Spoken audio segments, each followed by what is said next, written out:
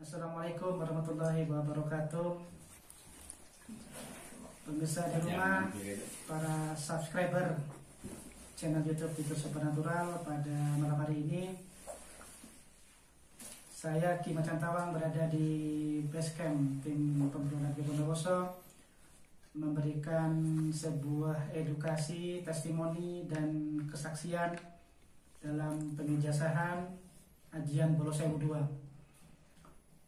Dan bisa saya sampaikan di momen kali ini bahwa Ajian Bolo Sewu II ini saya dapatkan dari seorang guru saya yang berada di Banyuwangi, dan terus terang saya sampai saat ini sudah lost kontak karena beliaunya sudah pindah dari tempat yang dulu saya belajar. Semoga beliau selalu sehat walafiat dan selalu di bawah lindungan Allah Subhanahu wa Ta'ala, karena tanpa adanya beliau saya tidak akan bisa seperti saat ini. Dan saya juga tidak bisa menyebutkan beliau di forum saat ini karena privasi beliau. Biasanya selama saya berguru tidak pernah menampilkan identitasnya.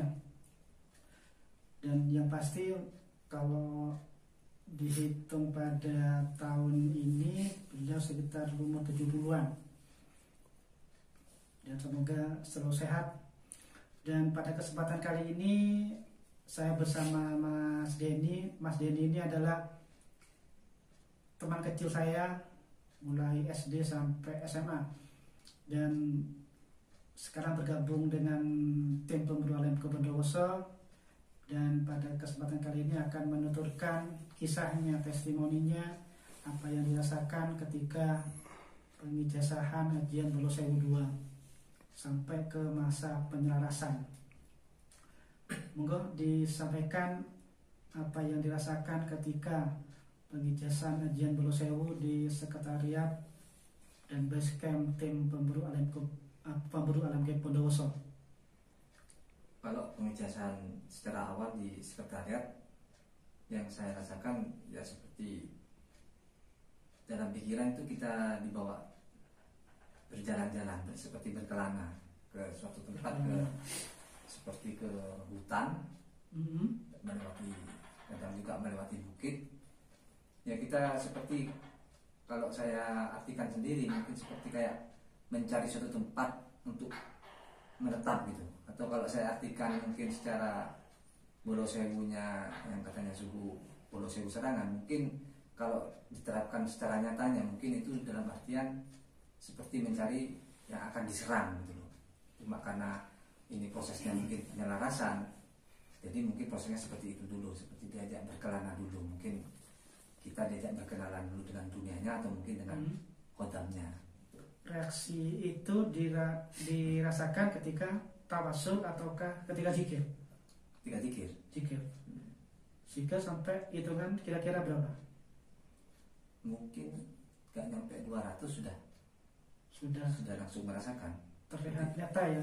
Iya, nyata. Posisi terpejam ataukah mata terbuka? Posisi mata terpejam. Dan ketika melek, apakah juga melihat seperti itu ketika zikir? Zikir terus dalam posisi merem ataukah terbuka? Ketika selesai pada waktu zikirnya itu masih ada, meskipun kita sudah melek setelah akhirnya kita masih merasakan seperti masih jalan-jalan gitu. Seperti kita sampai selesai zikir tetap reaksi kayak, seperti berjalan di area gunung dan perbukitan dan hutan itu masih dirasakan. Kayaknya efeknya tidak langsung, kita masih mungkin penyesuaian meleknya, jadi mungkin tidak langsung kembali normal kelihatan kita, jadi masih bisa merasakan efeknya. Baru setelah beberapa menit baru normal lagi. Dari perjalanan berjalan-jalan ke gunung, ke perbukitan dan hutan itu, apakah melihat sosok? Kalau sosok belum, hanya merasakan ada seperti yang membawa, kayak seperti angin yang membawa. Saya kayak seperti diangkat gitu lah. Tapi saya tidak melihat sosoknya. Terus ketika penyelarasan? Ketika penyelarasan saya tidak merasakan seperti berkelana lagi. Ya cuma saya kayak merasa saya dikelilingi, kayak merasa saya memang tidak bisa melihat sosok, tapi saya tak merasa dikelilingi, seperti ya ada kayak orang banyak gitulah di sekitar ketika saya. berzikir ya? Ketika berzikir, dan itu memang saya rasakan merinding banget, dan saat ini pun merinding kan? ya barusan saya merinding ngomong itu. Iya, merinding, belum berdiri semua, padahal kita cuma memberikan testimoni. Dan ketika selesai penarasan, apakah bacaan yang diijazahkan itu tetap diistiqomahkan? Iya, diistiqomahkan. Dalam hitungan kira-kira? Maksudnya itu jumlahnya? Zikirnya 100 nih. 100 setiap selesai sholat ya? Ya. Dan tawasulnya tetap? Tawasulnya tetap cuma 1 kali ya. Berarti ketika selesai pengijazan dan proses penarasan, apa yang dirasakan? Lebih bagaimana sebelum dan sesudah memiliki ajian Bolosewu 2? Sebenarnya kalau secara perbedaannya memang ada sedikit perbedaan. Kalau saya zikir mesti kadang kayak ada ya sekelebatan cahaya gitu mesti. Cahaya yang berwarna? Yang berwarna kayak gabungan warna-warna gitu. Merah, hijau, kayak pelangi lah. Nah, pemirsa bisa saya sampaikan juga bahwa yang terlihat oleh Mas Denny ini adalah warna-warna itu adalah sebenarnya kalau kita sudah bisa melihat sosoknya, yaitu sebenarnya adalah sosok dari aura dari bangsa alam sebelah. Dari awal memang kalau kita pertama kali melihat alam sebelah pasti yang terlihat adalah sosok-sosok warna merah, kuning, hijau, putih, kuning, emas dan sebagainya. Itu adalah sebenarnya aura dari bangsa alam sebelah. Setelah kita fokus, setelah kita semakin mendalami dan kita sikirkan, akan terlihatlah sosok dari alam sebelah tersebut nyata seperti sosok manusia. Terus setelah melihat warna, melihat sosok.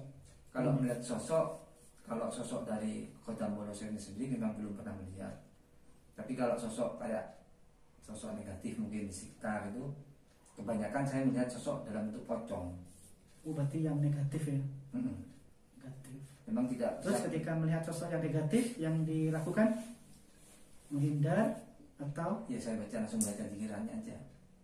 Ketika ada sosok yang negatif, terus misalkan dibacakan ajian Bolosewu itu, apa yang terjadi? Ya seperti menjauh ya. Awalnya memang tidak mendekat, cuma kayak seperti memantau gitulah, memantau saya. Tapi ketika dibacakan pikirannya, asma kuncinya, seperti semakin menjauh. Berarti kan benar apa yang seperti yang saya sampaikan, bahwa ajian Bolosewu itu adalah salah satunya fungsinya atau fadilahnya adalah untuk proteksi kita. Proteksi baik dari gangguan-gangguan jin fasik, jin-jin yang negatif, jin-jin pembawa santet dan sejenisnya. Apakah pernah diaplikasikan ajian Bolosewu 2 itu untuk memagari rumah sehingga keluarga di rumah tidak terganggu dengan adanya gangguan-gangguan jin-jin fasik? Belum pernah kalau buat pagar. Belum pernah ya? Belum pernah. Coba suatu kesempatan lagi dipergunakan untuk memagari rumah agar keluarga besar di rumah tidak ada gangguan. Ya, bisa diaplikasikan. Pemirsa, dari penuturan Mas Denny pada malam hari ini bisa juga saya simpulkan bahwa ajian Bolosewu 2 selain untuk proteksi juga untuk membuka mata batin. Mata batin yang dalam hal ini dengan mata terbuka, bukan dengan mata yang terpejam.